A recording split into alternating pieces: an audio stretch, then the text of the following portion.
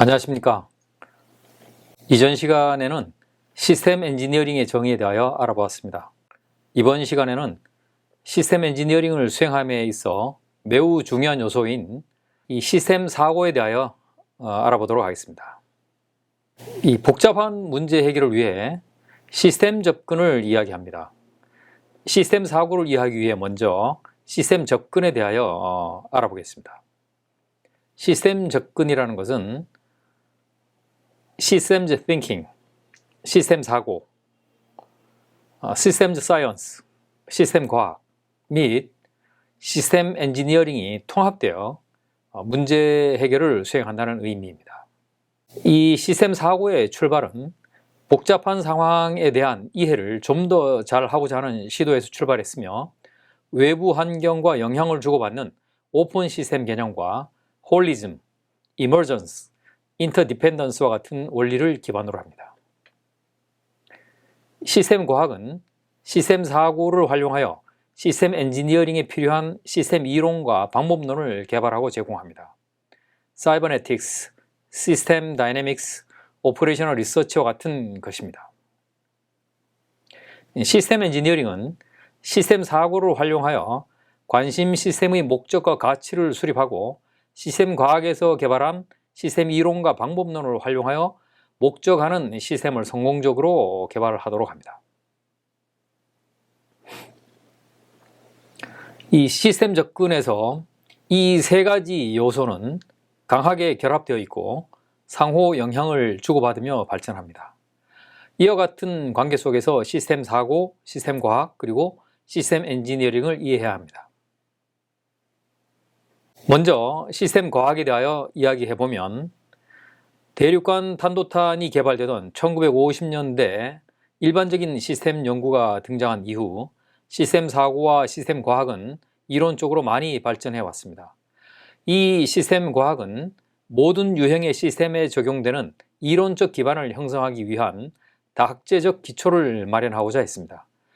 물리학과 같은 과학 분야, 설계와 같은 실용 분야, 수학과 같은 기초 분야, 심리학과 같은 인문 분야 관점들이 결합되어 시스템 이론을 정의하고 모델링과 시스템 다이내믹스와 같은 방법론을 개발하였습니다. 이 시스템 과학은 시스템즈 엔지니어링에 대한 공통 언어와 지적인 기초를 제공하였고 시스템 접근이 가능하도록 하는 실제적 시스템 개념, 원리, 형태 및 도구를 만드는 데 기여했습니다. 시스템 과학에서 연구는 전통적 과학에 내재되어 있는 제약사항을 보완하기 위한 것이며 가장 주목할 만한 것은 전통적 과학에서 취약한 창발성을 다루는 방법입니다. 그동안 시스템 과학은 꾸준히 발전해 왔으며 다양한 노력이 이루어져서 오늘에 이르게 되었습니다. 인터넷이 사용되기 전 시대를 머신 시대라고 한다면 인터넷이 활성화된 이후 시대를 시스템 시대라 할 수 있습니다. 머신 시대의 사고를 머신 띵킹, 시스템 시대의 사고를 시스템즈 띵킹이라고 합니다. 이 시스템 사고는 시스템 과학을 시스템 엔지니어링에 효과적으로 적용할 수 있도록 하는 촉매 역할을 합니다. 시스템 사고를 크게 두 가지로 설명할 수 있습니다.